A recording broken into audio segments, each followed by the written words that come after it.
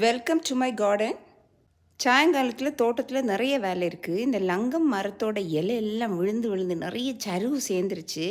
அது போகிற வர வழியிலெல்லாம் ரொம்ப தொந்தரவாக இருக்குங்க. அதையெல்லாம் தூத்து வாரி நல்லா தீ போடணும். என்னை பார்த்தோன்னே என் செல்லங்களுக்கெல்லாம் பயங்கரமாக சவுண்ட் போட ஆரம்பிச்சிருச்சு. சிம்பாவையும் ட்விங்கிலையும் நல்லா தடவி விட்டு என்னன்னு கேட்டால் தான் அவங்களுக்கு சமாதானம் ஆகும். பாப்பி என்னோட தான் தோட்டத்தில் சுற்றிட்டே இருக்குது. வாங்க, ரோஜாவில் நிறைய பூக்கள் இருக்குது, அதை பார்க்க போகலாம். 2-3 நாளாக எங்கள் ஊரில் பயங்கர வெயிலுங்க. வெயிலில் ரோஜா எல்லாம் நல்லா காஞ்சிருக்கு. ரோஜா செடியை நம்ம தினமுமே அதை கவனிக்கணும். இந்த பூக்கள் நல்லா பூத்து காஞ்சிருந்துன்னா அதை கட் பண்ணி விடணும். அதை தான் நான் செய்ய போகிறேன். அதாவது டெட் ஹெட்னிங் அப்படிம்பாங்க. ப்ரூனர் எடுத்து அந்த பூக்களை எல்லாம் வெட்டி விடணும். அப்படி வெட்டி விடும்போது நிறைய தளிர்கள் அதுலேருந்து வரும். ஏற்கனவே நான் ரோஜா செடி பற்றி நிறைய வீடியோஸ் போட்டிருக்கேன்.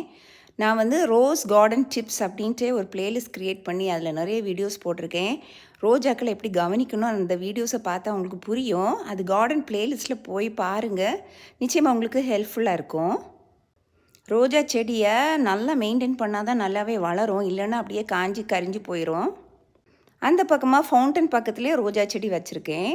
எங்கள் ஊர் வெயிலுக்கு ரோஜா நல்லாவே வரும், அதை நான் நல்லா கவனிக்கணும், அதுதான் ரொம்ப முக்கியம்.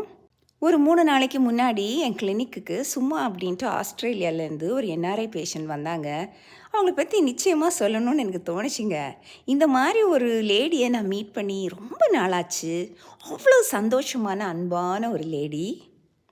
ஒரு 2 பல்லுக்கு ரூட் கனால் ட்ரீட்மெண்ட்டுக்கு வேண்டி தான் வந்தாங்க. ரொம்ப அன்பான ஒரு லேடி, ரொம்ப சிரித்த முகத்தோடு அவங்க கஷ்டத்தை எல்லாம் சிரிச்சுக்கிட்டே ஏற்றுக்கிட்டு லைஃப்பை ரொம்ப பாசிட்டிவாக அவங்க கொண்டு போயிட்டு இருந்தாங்க. எங்கிட்ட ரொம்ப ஃப்ரெண்ட்லியாக இருந்தாங்க. ஆக்சுவலி நாங்கள் ரொம்ப லாங் டைம் மீட் பண்ண ஃப்ரெண்ட்ஸ் மாதிரியே ஃபர்ஸ்ட் அப்பாயின்மெண்ட்லேயே ரொம்ப ஒட்டிக்கிட்டோம்.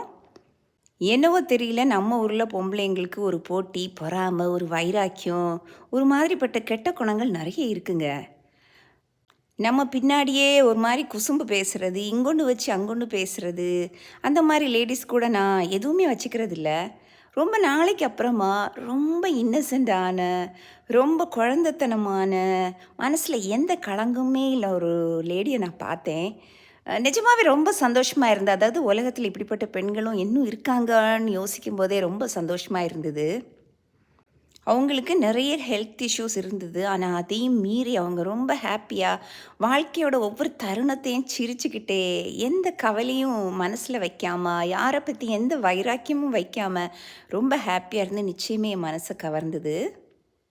இந்த வீடியோ நான் லைவாக ஷூட் பண்ணி போடுறது. பெப்பரில் பாருங்கள் நிறைய காய்கள். இனி அது பழுத்த பிறகு அறுவடை பண்ணணும். ஸோ டாடா, பாய், டேக் கேர், ஹாப்பி கார்டனிங்.